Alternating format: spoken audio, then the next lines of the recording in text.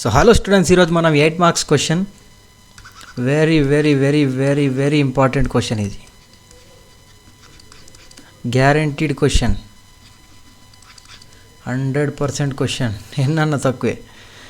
8 marks question botany. ఏదంటే మైక్రోస్పోరాంజియం యొక్క transfer section. అంటే మనకు డయాగ్రామ్ ఇచ్చాడు, డయాగ్రామ్ అండ్ థియరీ, అంటే వాటి గురించి, ఆ లేయర్స్ గురించి, అంటే యాంథర్, ఇండైరెక్ట్లీ యాంథర్ గురించి. Okay, so let's start our session, our question. ఈ వీడియో మొత్తం విన్నట్లయితే మీకు 8 మార్క్స్ గ్యారంటీ. ఒక 8 మార్క్స్ క్వశ్చన్ మీ హ్యాండ్ ఓవర్లో ఉంటుందన్నమాట. ఓకేనా? So draw the diagram of microsporangium and label its wall layers. Write briefly about the wall layers. అంటే microsporangium diagram వేసి వాటి గురించి, ఒక్కొక్క లేయర్ గురించి డీటెయిల్గా ఎక్స్ప్లెయిన్ చేయమని చెప్తుండు. ఓకే, సో మైక్రోస్పోరాంజియంలో ఎన్ని లేయర్స్ ఉన్నాయంటే మొత్తం 4 లేయర్స్. ఫస్ట్ లేయర్ వచ్చేసి epidermis, second layer endothecium,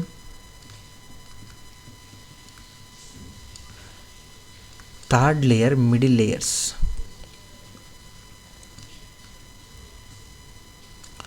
and fourth layer వచ్చేసి టపేటమ్. సో మనకైతే 4 లేయర్స్ ఉన్నాయి. 4 how many? 4.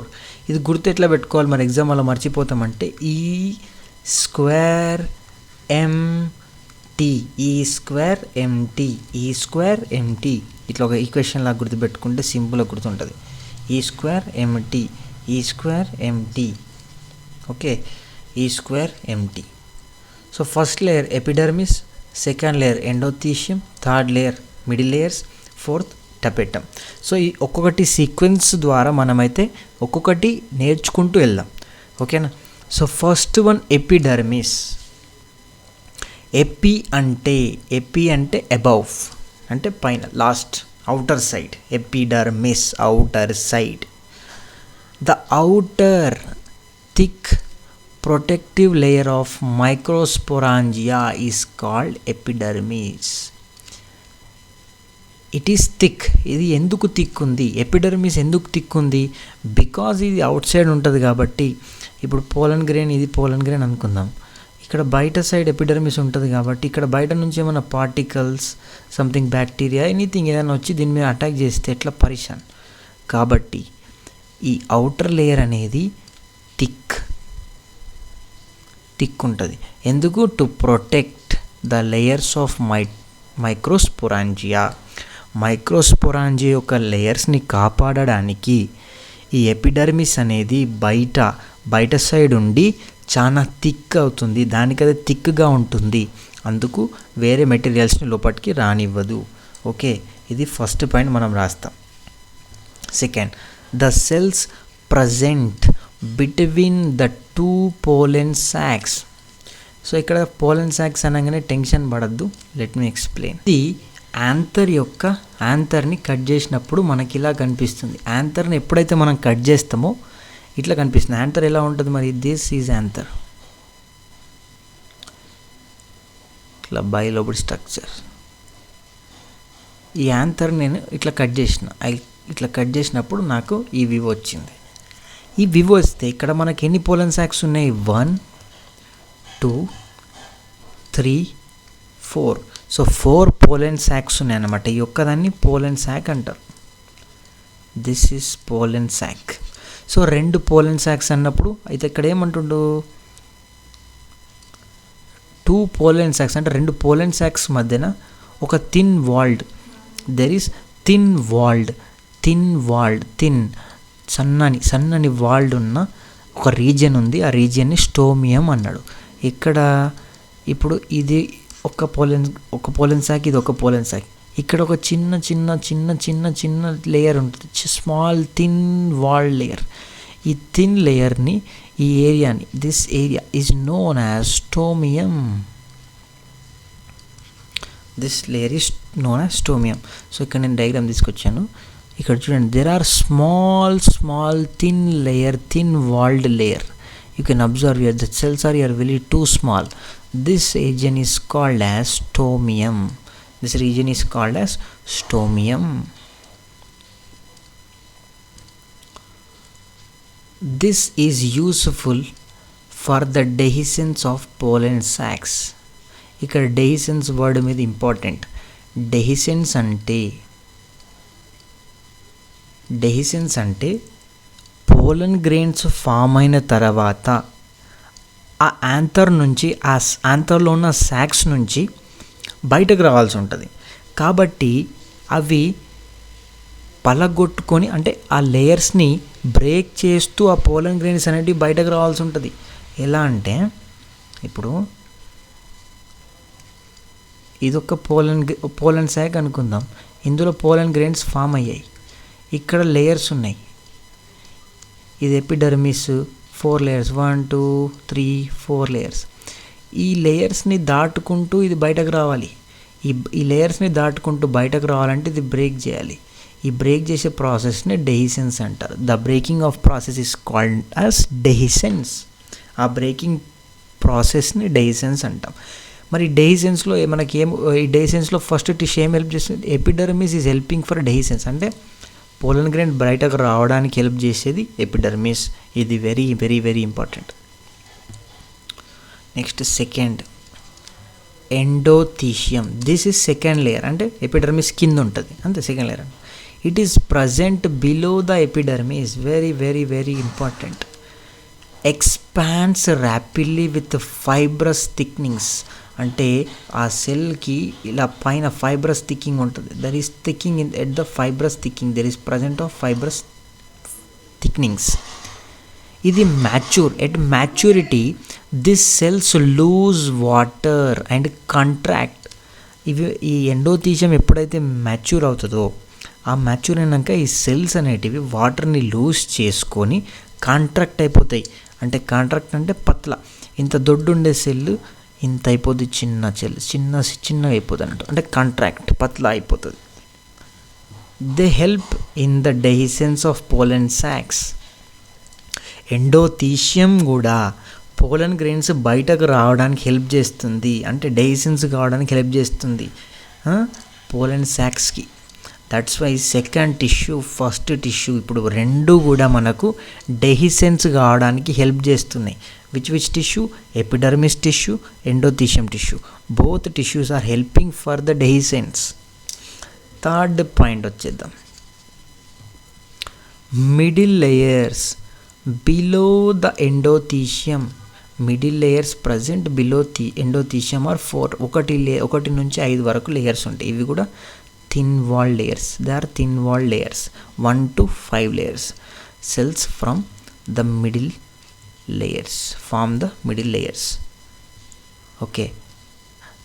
They help in dehiscence of anther. ఇవి కూడా, ఈ మిడిల్ లేయర్స్ కూడా పోలన్ గ్రెయిన్స్ బయటకు రావడానికి హెల్ప్ చేస్తున్నాయి. ఈ మిడిల్ లేయర్స్ కూడా పోలన్ గ్రెయిన్స్ని బయటకు తీసుకురావడానికి, పోలన్ సాక్ నుంచి బయటకు తీసుకురావడానికి హెల్ప్ చేస్తున్నాయి. ఇప్పుడు ఎన్ని లేయర్స్ అయినాయి? 1 లేయర్, 2 లేయర్, 3 లేయర్. అంటే first 3 layers are helping for the dehiscence. So మనమైతే ఒక చిన్న డయాగ్రామ్ వేసుకొని చూసేసుకుందాం. ఇది first layer.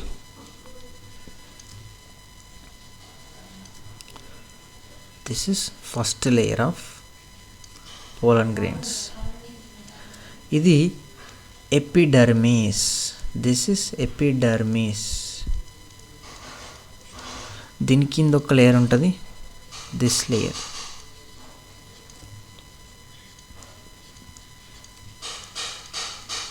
This layer is known as endothecium.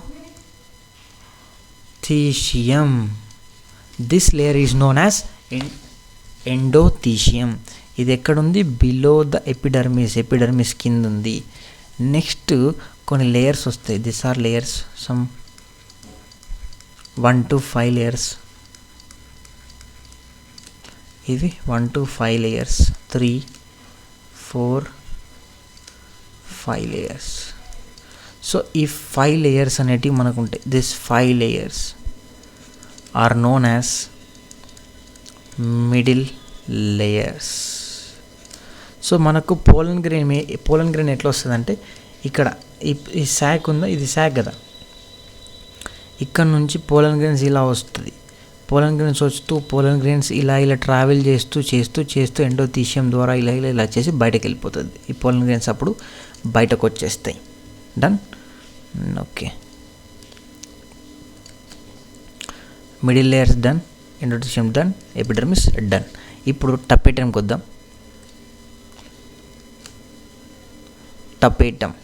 టపేటం is the inner most layer, అంటే చాలా లోపల layer. Inner most layer is known as tapetum. It encircles the sporogenous tissue. This cells are large, thin walled, multinucleate అంటే many nucleus ఉంటాయి. Many nucleus are present. It nourishes the development of pollen grains.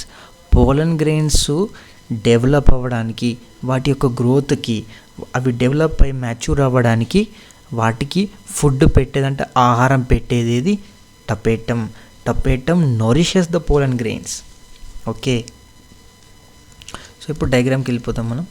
ఇక్కడ ఇది diagram. ఇది epidermis, ఇది outer layer. This is epidermis అయిందా.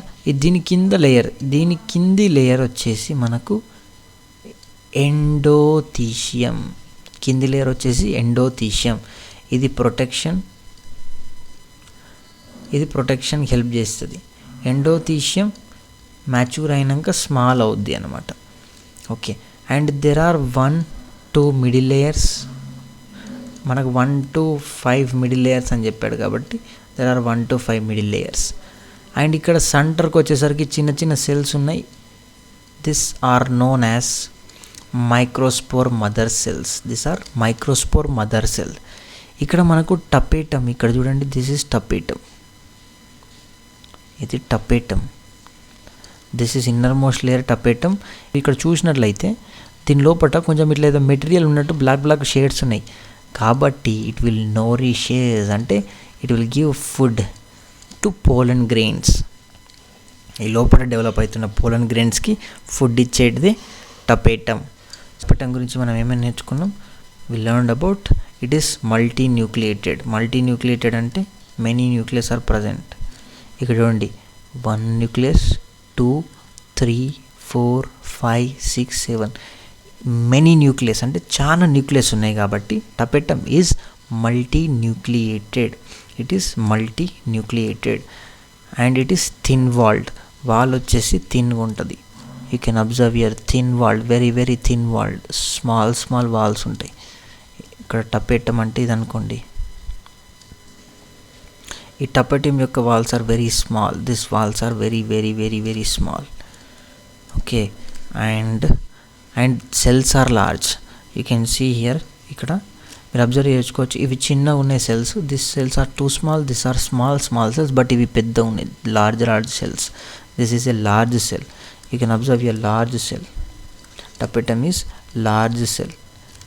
And done. It encircles the స్పోరోజినస్